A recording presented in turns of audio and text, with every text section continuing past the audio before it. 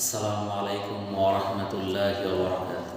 ওয়ালাইকুম আসসালাম ওরহমতুল্লাহি ওয়া বারাকাতুহু। ইন্নাল হামদালিল্লাহ নাহমাদুহু ওয়া নুসাল্লি আলা রাসূলিল কারীম, আম্মা বাদ। আল্লাহ পাকের নিকট লাখো কোটি শুকরিয়া যে মহান আল্লাহ তাআলা আমাদেরকে পবিত্র শুক্রবার জুমার নামাজ আদায় করার জন্য মসজিদে আসার মতো তৌফিক দান করেছেন। এই জন্য মহান আল্লাহর নিকট শুকরিয়া আদায় করি, আলহামদুলিল্লাহ। আজ জমাদিউ সানি মাসের প্রথম শুক্রবার ৩ তারিখ। আজকে আলোচনার বিষয় হলো নামাজ। আজকে ইনশাআল্লাহ নামাজ নিয়ে কিছু আলোচনা করার চেষ্টা করবো, আল্লাহ যদি তৌফিক দান করেন। আমিন। আল্লাহ তাআলা ইব্রাহিম আলাইহিস সালাম সম্পর্কে বলেন, হে আমার রব, আমাকে সালাত প্রতিষ্ঠাকারী করো এবং আমার বংশধরদের মধ্যে থেকেও। এটা সূরা ইব্রাহিমের ৪০ নম্বর আয়াতের অর্থ। তাহলে হযরত ইব্রাহিম আলাইহিস সালাম আল্লাহর কাছে প্রার্থনা করতেছেন, আমাকে সালাত প্রতিষ্ঠাকারী করো এবং আমার বংশধরদের মধ্যে থেকেও। হযরত ঈসা আলাইহিস সালাম সম্পর্কে সূরা মারিয়ামের ৩১ নম্বর আয়াতে আল্লাহ তাআলা বলেন, এবং তিনি আমাকে নির্দেশ দিয়েছেন যতদিন জীবিত থাকি ততদিন সালাত ও যাকাত আদায় করতে। তাহলে এটা কার সম্পর্কে বলা হয়েছে? হযরত ঈসা আলাইহিস সালাম। তাহলে বোঝা গেল ইব্রাহিম আলাইহিস সালামের সময় কি ছিল? নামাজ ছিল। ঈসা আলাইহিস সালামের সময় নামাজ ছিল। এমনকি আর অন্যান্য নবী যারা ছিলেন, হযরত ইসমাইল আলাইহিস সালাম সম্পর্কে বলেন, সে তার পরিবার বর্গকে সালাত ও যাকাত প্রদানের নির্দেশ দিত এবং সে ছিল তার রবের সন্তোষজনক। তাহলে সূরা মারিয়ামের ৫৫ নম্বর আয়াতে ইসমাইল আলাইহিস সালাম সম্পর্কে আল্লাহ তাআলা বলেন, সে তার পরিবার বর্গকে সালাত ও যাকাতের নির্দেশ দিত এবং সে ছিল তার রবের সন্তোষজনক। তো এইভাবে প্রত্যেকটা নবী রাসূলের উপর নামাজ ফরজ ছিল এবং তাদের উম্মতের উপর ছিল। আল্লাহ তাআলা যতগুলো ফরজিয়ত আমাদের উপর বিধান দিয়েছেন, সেগুলো দিয়েছেন কার মাধ্যমে? হযরত জিবরাইল আলাইহিস সালামের মাধ্যমে। কিন্তু এই সালাতের জন্য আল্লাহ তাআলা আল্লাহর রাসূলকে কোথায় নিয়ে যান? এই মেরাজের রাত্রিতে আল্লাহর সাথে সাক্ষাৎ করেন। সেখানে আল্লাহ তাআলার সঙ্গে রাসূলুল্লাহ সাল্লাল্লাহু আলাইহি সাল্লামের কথোপকথন হয় এবং আল্লাহ তাআলা ৫০ ওয়াক্ত সালাত ফরজ করেন। সুবহানাল্লাহ। অতঃপর সেখান থেকে কমিয়ে মাত্র ৫ ওয়াক্ত নামাজ উম্মতে মুহাম্মদের জন্য ফরজ করা হয়। তবে যারা এই ৫ ওয়াক্ত নামাজ আদায় করবে, আল্লাহ তাআলা তাকে ৫০ ওয়াক্ত নামাজের সমপরিমাণ নেকি দান করবে। সুবহানাল্লাহ। সুসংবাদ না? ৫ ওয়াক্ত পড়লেই ফায়দা কত ওয়াক্তে? ৫০ ওয়াক্তে। রাসূলুল্লাহ সাল্লাল্লাহু আলাইহি ওয়াসাল্লাম বলেছেন, মানুষ এবং শিরক কুফরের মধ্যে পার্থক্য সালাত ছেড়ে দেওয়া। এটা সহিহ মুসলিমের একটা হাদিস। আল্লাহ রাসূল আরো বলেন, আমাদের ও তাদের মধ্যে যে পার্থক্য তা হলো সালাত। অতএব যে সালাত ছেড়ে দিল সে কুফরি করল। এটা সুনানে আবু দাউদ, তিরমিজি, ইবনে মাজাহ সহ বিভিন্ন হাদিসের মধ্যে আসছে। তো আমরা তো অনেকে সালাত ছেড়ে দিই, আছেন আমাদের মধ্যে। আল্লাহ রাসূল বলতেছেন আমাদের ও তাদের। এখানে আমাদের বলতে বুঝাইছে ঈমানদার, আর তাদের বলতে বোঝানো হচ্ছে কাফিরগণ। তাহলে ঈমানদার আর কাফিরের মধ্যে পার্থক্য কি? সালাত ছেড়ে দেওয়া। যে সালাত পড়ে সে ঈমানদার, আর যে পড়ে না সে সরাসরি কুফরি করল। অনেক ইমামদের মতে যে সালাত আদায় করে না সে মুসলমান না, তার জানাজা নাই, তার জানাজা পড়ার কোনো প্রয়োজন নাই।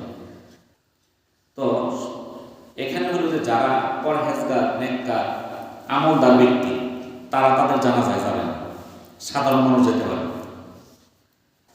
ওমর রাদিয়াল্লাহু তাআলা বলেন, যে ব্যক্তি সালাত ছেড়ে দিল ইসলামে তার কোনো অংশ নেই। সালাত পরিত্যাগকারী যারা, তাদের সম্পর্কে কিছু হাদিস। রাসূলুল্লাহ সাল্লাল্লাহু আলাইহি সাল্লাম এক স্বপ্নের বর্ণনায় বলেছেন, তিনি চিত অবস্থায় শায়িত এক ব্যক্তির নিকট আসলেন। এমত অবস্থায় একটি পাথর হাতে দাঁড়িয়ে আছে অন্য একজন। অতঃপর সে উক্ত পাথর দিয়ে তার মাথায় আঘাত করছে, যার ফলে তার মাথা চূর্ণ বিচূর্ণ হয়ে যাচ্ছে, পাথরটি ছিটকে দূরে চলে যাচ্ছে। পুনরায় সে দৌড় নিয়ে পাথরটি নিয়ে আবার ওই সাহিত্য ব্যক্তির মাথায় নিক্ষেপ করছে। ইতিমধ্যে তার মাথাটি ঠিক হয়ে যাচ্ছে। পুনরায় এই ব্যক্তি আপন স্থানে ফিরে গিয়ে ওই একইভাবে যেভাবে প্রথমবার পাথর নিক্ষেপ করেছিল সেইভাবে নিক্ষেপ করছে। নবী করিম সাল্লাল্লাহু আলাইহি সাল্লাম যখন ওই ব্যক্তির ব্যাপারে জিজ্ঞাসা করলেন, তখন দুই ফেরেশতা তাকে অবহিত করেন যে এ তো ওই ব্যক্তি যে কোরআন পড়তো কিন্তু তার প্রতি আমল করতো না এবং ফরজ নামাজ ছেড়ে ঘুমাতো। তো আল্লাহ রাসূল কি দেখলেন? এক লোক শুয়ে রয়েছে, তার মাথার মধ্যে আরেক লোক বিশাল এক পাথর নিক্ষেপ করতেছে। পাথর নিক্ষেপ করার পর তার মাথাটা চূর্ণ বিচূর্ণ হয়ে যেতেছে, পাথরটা ছিটকে দূরে চলে যেতেছে। ওই পাথরটা আবার নিয়ে আস্তে আস্তে ওই ব্যক্তির মাথা আবার ঠিক হয়ে গেল, আবার পাথর নিক্ষেপ করতেছে। এইভাবে চলতে আছে। রাসূলুল্লাহ সাল্লাল্লাহু আলাইহি সাল্লাম বলেন, যে ব্যক্তি সালাতের হেফাজত করলো, সালাত তার জন্য কিয়ামতের দিন জ্যোতি, প্রমাণ ও নাজাতের ওসিলা হবে। সুবহানাল্লাহ। আর যে সালাতের হেফাজত করলো না, তার জন্য সালাত কিয়ামতের দিন জ্যোতি, প্রমাণ ও নাজাতের ওসিলা হবে না। ফিরাউন, হামান, উবাই ইবনে খালফের সঙ্গে তার হাসর হবে। এটা মুসনাদে আহমদের হাদিস। তাহলে যে নামাজ আদায় করবে তার জন্য এই নামাজটা কিয়ামতের দিন জ্যোতি হবে, আলো হবে, প্রমাণ হবে, তার নাজাতের মুক্তির ওসিলা হবে। আর যে নামাজ আদায় করলো না, তার তো কিছুই নেই, নাজাতও নাই, জ্যোতিও নাই, ওসিলাও নাই। আর যারা নামাজ আদায় করলো না, তাদের হাসর নাসর কাদের সাথে হবে?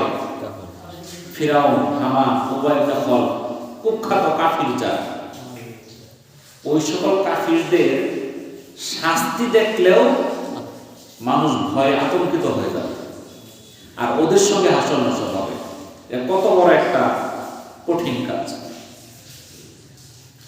আল্লাহ তাআলা বলেন পবিত্র কোরআনে, তোমাদেরকে কিসে সাকার জাহান্নামে নিক্ষেপ করেছে? তারা বলবে, আমরা সালাত আদায়কারীদের অন্তর্ভুক্ত ছিলাম না। এটা সূরা আল-মুদাসসির 42 এবং 43 নম্বর আয়াত। সাকার নামক একটা জাহান্নাম আছে, সেখানে তাদেরকে জিজ্ঞাসা করা হবে, তোমরা কেন এখানে, কি জন্য সাকার জাহান্নামে আছো?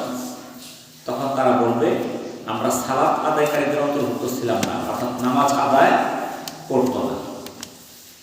রাসূলুল্লাহ সাল্লাল্লাহু আলাইহি সাল্লাম বলেন, যে ব্যক্তির আসর সালাত ছুটে গেল, সে যেন তার পরিবার ও ধন সম্পদ নষ্ট হয়ে গেল। এটা সহিহ মুসলিমের একটা হাদিস। আজকে দেখেন আমাদের পরিবারের মধ্যে কত সমস্যা, এই বিশৃঙ্খলা, ছেলে এটা করতেছে, মেয়ে ওইটা করতেছে, আসান সমস্যা, ধন সম্পদ নষ্ট হয়ে যেতেছে, এদিক দিয়ে সেদিক দিয়ে, বিভিন্ন কারণে অকারণে শেষ। বন্যা, খরা, শিলাবৃষ্টি, এইটা ওইটা, কারেন্ট পোকা, কত রকম কিছু আছে। কিসের জন্য? তাহলে যে ব্যক্তি আসর সালাত ছেড়ে দিল, তার পরিবার, ধন সম্পদ সব নষ্ট হয়ে গেল। আল্লাহ তাআলা বলেন, তাদের পরে আসলো অপদার্থ পরবর্তীগণ, তারা তার সালাত নষ্ট করলো এবং প্রবৃত্তির অনুসরণ করলো, সুতরাং তারা অচিরেই গাইয়া প্রত্যক্ষ করবে। যা সূরা মারইয়ামের 59 নম্বর আয়াতের অর্থ। এখন গাইয়া কি? গাইয়া হলো জাহান্নামের একটি নদীর তলদেশ, যার গভীরতা অনেক বেশি, যেখানে রয়েছে রক্ত আর পুজের নিকৃষ্টতম আশা। এটা তাফসীর ইবনে কাসিরের বর্ণনা। এমন একটা নদী, যে নদীর মধ্যে রক্ত আর পুজ, নিকৃষ্টতম আশা, সেটা প্রত্যক্ষ করবে কারা? যারা সালাত নষ্ট করল, নামাজ ছেড়ে দিল, প্রবৃত্তির অনুসরণ করল। তো এত কঠিন হুমকি থাকা সত্ত্বেও আমরা নামাজের দিকে আগায় আসি না। নবী করিম সাল্লাল্লাহু আলাইহি সাল্লাম বলেছেন, আল্লাহ বান্দার উপর 5 ওয়াক্ত সালাত ফরজ করেছেন, যে তা হেফাজত করলো, তার জন্য আল্লাহর প্রতিশ্রুতি যে তাকে আল্লাহ তাআলা জান্নাতে প্রবেশ করাবেন। সুবহানাল্লাহ। এটা সুনানে আবু দাউদ, নাসাই, তিরমিজি, ইবনে মাজাহ সহ বিভিন্ন হাদিসের মধ্যে আসছে। তারা জান্নাতে প্রবেশ করাবেন, আল্লাহ প্রতিশ্রুতি দিয়েছেন। কি শর্তে? যে 5 ওয়াক্ত সালাতের হেফাজত করে। যে ব্যক্তি সালাতের হেফাজত করলো তার জন্য সালাত জ্যোতি এবং প্রমাণ হবে। আল্লাহ তাআলা বলেন, আর সাজদা করো এবং নিকটবর্তী হও। এটা সূরা আলাকের 19 নম্বর আয়াত। অর্থাৎ আল্লাহর নিকটবর্তী হওয়ার একটা শর্ত হলো সালাত আদায় করা। আল্লাহর নিকটবর্তী হওয়ার শর্ত কি? সালাত আদায় করতে হবে। যে সালাত আদায় করবে সে আল্লাহর নিকটতম লোক। নবী করিম সাল্লাল্লাহু আলাইহি সাল্লাম বলেছেন, বান্দা স্বীয় রবের সবচেয়ে নিকটবর্তী হয় সাজদা অবস্থায়। অতএব তোমরা সাজদায় বেশি বেশি দোয়া করো। সহিহ মুসলিম এবং নাসাঈ। তাহলে আল্লাহ তাআলা নিকটবর্তী হওয়ার সবচেয়ে কোন আমলের মাধ্যমে? সিজদার মাধ্যমে। আমরা যখন সিজদা করব, লম্বা সিজদা দেব, সিজদার মধ্যে বেশি বেশি তাসবিহ পাঠ করব, দোয়া করব। কিন্তু আজকে আমরা দেখা যায় সিজদা কোনো রকম খালি মাথা উঠানি আর নামানি, সময় নেই আমাদের। দুনিয়ার এত কাজকর্ম, আমাদের সিজদা দেওয়ার মতো সময় আমাদের নাই। নবী করিম সাল্লাল্লাহু আলাইহি সাল্লাম বলেছেন, যে কোনো মুসলিম ব্যক্তি সালাতের ওয়াক্ত পেল আর সালাতের জন্য উত্তম রূপে ওযু করলো, যথাযথ খুশু নিয়ে সালাত আদায় করলো, ঠিকমতো রুকু করলো, এই সালাত তার বিগত গুনাহের কাফারা হবে, যতক্ষণ পর্যন্ত সে কবিরা গুনাহে লিপ্ত না হবে। আর এই ফজিলত সব সময়ের জন্য। এটা সহিহ মুসলিমের হাদিস। তাহলে যে ব্যক্তি সালাতের ওয়াক্ত হইল আর উত্তম রূপে ওযু করে খুশু ধীর স্থিরের সঙ্গে একাগ্রতার সঙ্গে নামাজ আদায় করলো, রুকু করলো, তার বিগত গুনাহ কাফারা। আব্দুল্লাহ ইবনে মাসউদ রাদিয়াল্লাহু তাআলা আনহু রাসূলুল্লাহ সাল্লাল্লাহু আলাইহি সাল্লামকে জিজ্ঞাসা করেন, সর্বোত্তম আমল কোনটি? তিনি বললেন, সময় মতো সালাত আদায় করা। আব্দুল্লাহ ইবনে মাসউদ রাদিয়াল্লাহু তাআলা আনহু বললেন, তারপর কোনটি? তিনি বললেন, পিতামাতার সহিত সদ্ব্যবহার করা। আবার আব্দুল্লাহ ইবনে মাসউদ রাদিয়াল্লাহু তাআলা আনহু বললেন, আমি বললাম, তারপর কি? তিনি বললেন, আল্লাহর রাস্তায় জিহাদ করা। এটা সহিহ বুখারী এবং মুসলিমের হাদিস, মুত্তাফাকুন আলাইহি। বুখারী মুসলিম দুটো হাদিসের প্রতি এটা আছে। তাহলে সবচেয়ে উত্তম কাজ কি? সময় মতো নামাজ আদায় করা। এর চেয়ে উত্তম কাজ নাই। দ্বিতীয়ত, পিতামাতার সহিত সদ্ব্যবহার করা। 3 নাম্বার, আল্লাহর রাস্তায় জিহাদ করা। সূরা রাদের 28 নম্বর আয়াতে আল্লাহ তাআলা বলেন, জেনে রাখো আল্লাহর জিকিরেই আত্মা প্রশান্ত হয়। সূরা তাহার 14 নম্বর আয়াতে আল্লাহ তাআলা বলেন, আমার জিকিরের জন্য সালাত প্রতিষ্ঠা করো। আর এই দুইটা আয়াত দ্বারা বোঝাইতেছে আল্লাহর জিকিরে আত্মা প্রশান্ত হয়। আজকে আমাদের মাথা কত টেনশন, টেনশন আর টেনশন, কোনো স্থিরতা নাই। প্রশান্ত হবে কিসের মাধ্যমে? জিকিরের মাধ্যমে। আর জিকিরটা কি? সালাত প্রতিষ্ঠা করা। আমাদের মধ্যে এমন লোক আছে, জিকির করলে চলবো, নামাজ রোজা লাগবে না। আছে না এরকম দল? নবী করিম সাল্লাল্লাহু আলাইহি ওয়াসাল্লাম বিলাল রাদিয়াল্লাহু তাআলা আনহুকে বলেন, উঠো বিলাল এবং আমাদেরকে সালাতের মাধ্যমে আরামে পৌঁছাও। এবং নবী করিম সাল্লাল্লাহু আলাইহি সাল্লাম বলেন, আমার চক্ষু প্রশান্তি সালাতের মধ্যেই নিহিত রহিয়াছে। এটা সুনান নাসাঈর হাদিস। তাহলে বিলাল রাদিয়াল্লাহু তাআলা আনহুকে কি বললেন? আমাদেরকে সালাতের মাধ্যমে আরাম পৌঁছাও। আমরা যে আরাম চাই, সালাত আদায় করতে হবে। আপনি দেখবেন যারা কাজকর্ম করে, যখন নামাজটা পড়ে আবার কাজ শুরু করে, তার আগের যত ক্লান্তি আছে সব শেষ হয়ে যায়। বুঝতে পারলেন? আপনি দুপুর পর্যন্ত কাজ করছেন, জোহর নামাজটা পড়লেন, শরীর ফ্রেশ হয়ে গেছে। আর চোখের প্রশান্তি কোনটা? সালাত। আল্লাহ তাআলা বলেন, যে আমার স্মরণে বিমুখ থাকবে অবশ্যই তার জীবন যাপন হবে সংকুচিত এবং আমি তাকে কিয়ামতের দিন অন্ধ অবস্থায় উঠাবো। এটা সূরা তাহার 124 নম্বর আয়াতের অর্থ। তাহলে যে ব্যক্তি আল্লাহর স্মরণে বিমুখ, আল্লাহর স্মরণ করে না, আল্লাহর কথা তার মনে থাকে না, তার জীবনটা অত্যন্ত সংক্ষিপ্ত, সংকুচিত। যেখানে যাবে সেখানে বাধার বাধা। আর তাকে কিয়ামতের ময়দানে উঠানো অন্ধ অবস্থা, যেখানে কোনো সাহায্যকারী থাকবে না। আল্লাহ তাআলা বলেন, তোমরা ধৈর্য ও সালাতের মাধ্যমে সাহায্য প্রার্থনা করো। সূরা বাকারার 45 নম্বর আয়াতে কি বললেন আল্লাহ তাআলা? তোমরা প্রার্থনা করো ধৈর্য আর সালাতের মাধ্যমে। এখন আমরা আল্লাহর কাছে কান্নাকাটি করি, অনেক কিছু চাই, কিন্তু নামাজ আদায় করি না, তাহলে হবে? আরেক সাথে বলি সূরা আল মুমিনের 1 এবং 2 নম্বর আয়াতে আল্লাহ তাআলা বলেন সালাতের রয়েছে ইহকাল ও পরকালের সফলতা। সালাতের মধ্যে কি রয়েছে? ইহকাল আর পরকাল দুইটাতেই সফলতা। আল্লাহ তাআলা বলেন অবশ্যই মুমিনগণ সফলকাম হয়েছে যারা নিজেদের সালাতে বিনম্র এবং নম্র, যারা নিজেদের সালাতে বিনয় এবং নম্র। এটা সূরা আল মুমিনের 1 এবং 2 নম্বর আয়াতে। আল্লাহ তাআলা আরো বলেন নিশ্চয় সাফল্য লাভ করবে যে পবিত্রতা অর্জন করে এবং তার রবের নাম স্মরণ করে এবং সালাত আদায় করে। এটা সূরা আলার 14 এবং 15 নম্বর আয়াতের অর্থ। তাহলে আমরা আল্লাহ তাআলা যে কোরআনে আয়াতগুলো দিয়েছেন এর অর্থটা আমরা জানা দরকার। কি বলবো? বলে দিল মুমিনগণ কি সফলকাম। কারা? যারা সালাতে বিনয় এবং নম্র। আর নিশ্চয় সাফল্য লাভ করবে কারা? যারা রবের স্মরণ করে আর সালাত আদায় করে। তাহলে সাফল্য পাইতে চাইলে শর্তটা কি? আল্লাহকে স্মরণ করতে হবে, সালাত আদায় করতে হবে, এটা হলো শর্ত। এটা বাদ দিয়া আপনি যত পরিশ্রম করেন কোনো সফলতা আসবে না। আল্লাহ তাআলা বলেন এবং তোমার পরিবার বর্গকে সালাতের আদেশ দাও আর তাতে অবিচল থাকো। আমরা তোমার নিকট কোনো রুচি চাই না, আমরাই তোমাকে রুচি দেই এবং শুভ পরিণাম তো তাকওয়াধারীদের জন্য। সূরা তাহার 132 নম্বর আয়াত। তো আল্লাহ তাআলা বলতেছেন তোমার পরিবার বর্গকে কি করো? সালাতের আদেশ দাও। আমাদের পরিবার বর্গকে সালাতের আদেশ কয়জন দেই বলেন তো দেখি? সবকিছু আদেশ দেই, কিন্তু নামাজ পড়ার জন্য আদেশ করি না। আল্লাহ তাআলা নির্দেশ দিয়েছেন তোমার পরিবার বর্গকে কি করো? নামাজের আদেশ করো এবং তাতে অবিচল থাকো। কারণ আল্লাহ তাআলা আমাদের কাছে রুজি চায় না, রুজি তো আল্লাহ তাআলাই আমাদেরকে দেয়। আর শুভ পরিণাম কাদের জন্য? তাকওয়াধারীদের জন্য। ইবনে কাসির রাহিমাহুল্লাহ এই আয়াতের তাফসিরে বলেন তুমি সালাত প্রতিষ্ঠা করো এমন ভাবে তোমার নিকট রুজি আসবে যার ধারণা তুমি করতে পারবে না।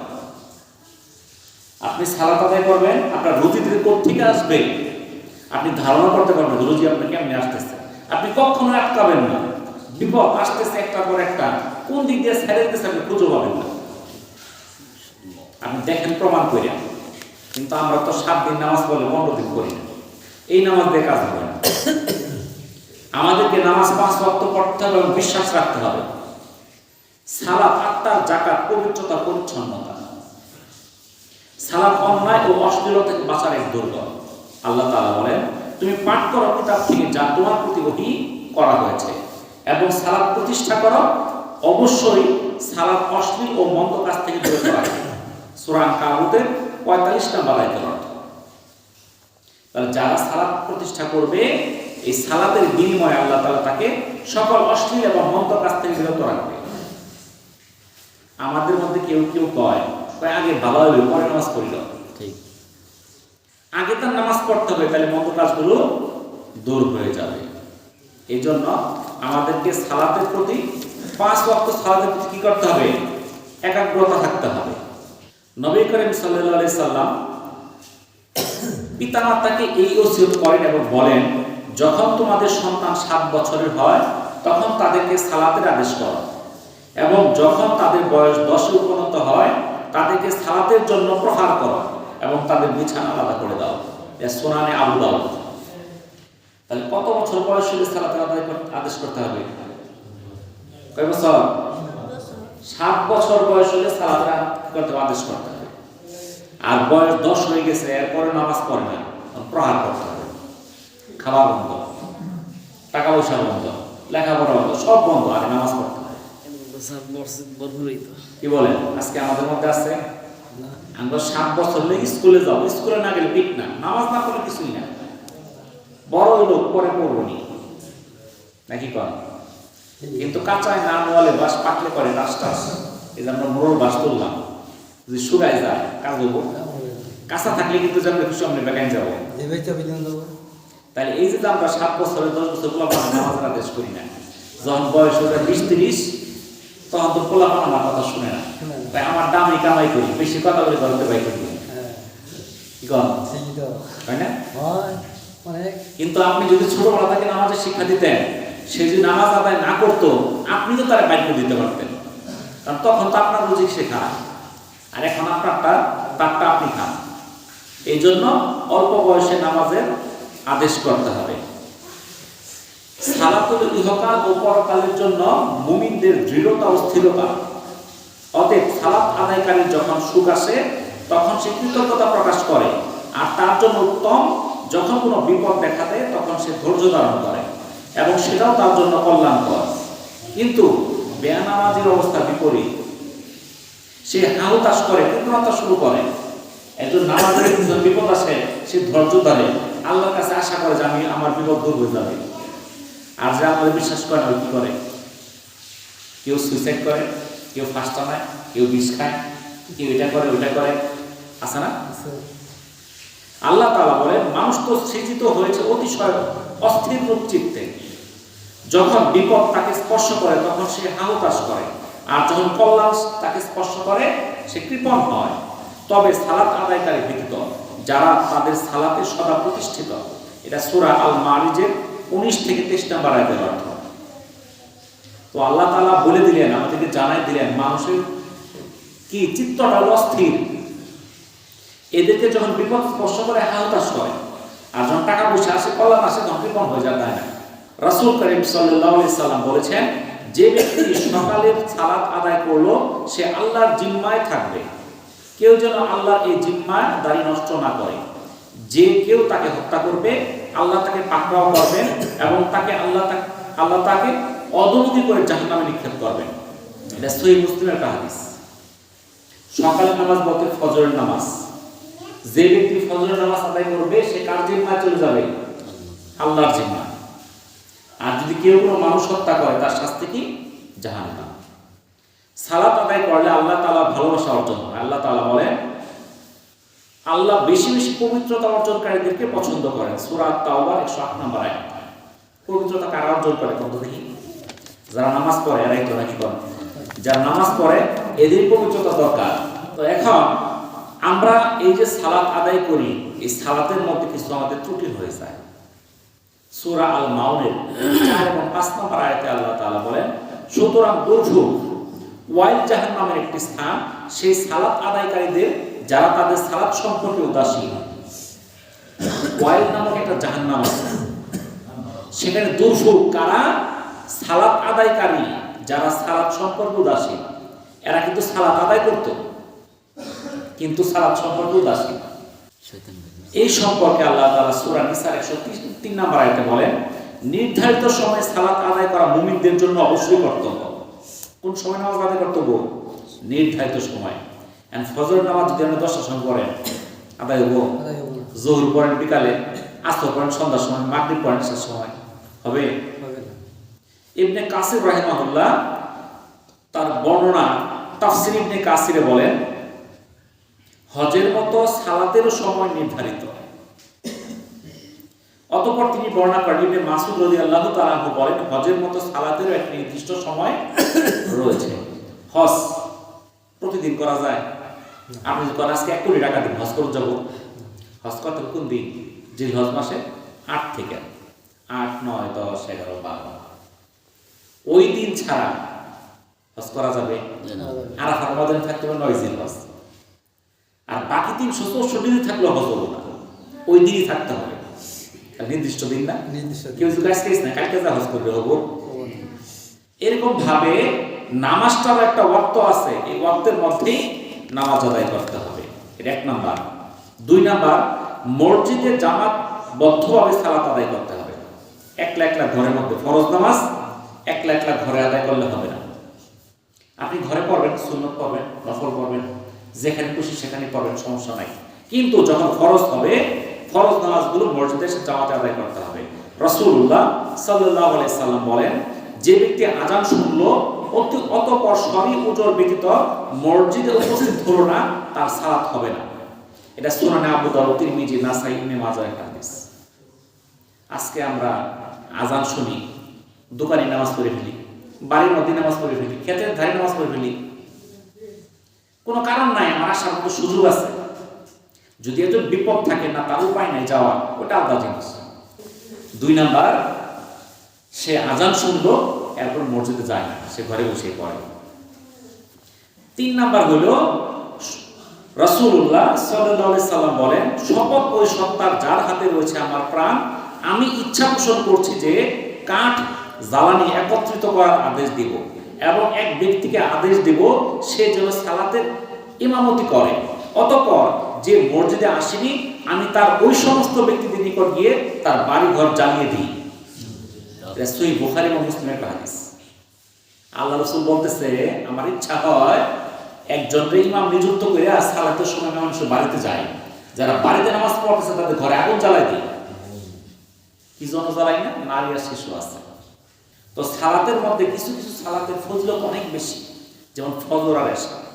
রাসূলুল্লাহ সাল্লাল্লাহু আলাইহি সাল্লাম বলেন, এশা ও ফজর সালাতে কি ফজিলত রয়েছে মানুষ যদি তা জানতো তবে উক্ত সালাতে হামাগুড়ি দিয়ে হলেও উপস্থিত হতো। এটা সহিহ বুখারী এবং মুসলিম।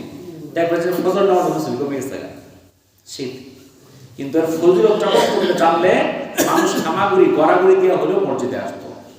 রাসূল করিম সাল্লাল্লাহু আলাইহি সাল্লাম বলেন, যে ব্যক্তি এশার সালাত জামাতে আদায় করলো সে যেন রাত্রির অর্ধাংশ ইবাদতে লিপ্ত থাকলো, আর যে ফজরের সালাত জামাতে আদায় করলো সে যেন পূর্ণ রাত্রি সালাত আদায় করলো। এটা সহিহ মুসলিমের একটা হাদিস। তাহলে যে ব্যক্তি ফজরের নামাজ আর এশার নামাজ এই দুইটা নামাজ জামাতের সঙ্গে পড়ে সে সারা রাত্র ইবাদতের মধ্যে গণ্য হবে। রাসূলুল্লাহ সাল্লাল্লাহু আলাইহি সাল্লাম বলেন, ফজরের সুন্নত 2 রাকাত সালাত দুনিয়া এবং তার মধ্যে যত কিছু আছে তা অপেক্ষা উত্তম। তাহলে ফজরের সুন্নত নামাজটার গুরুত্ব অনেক বেশি।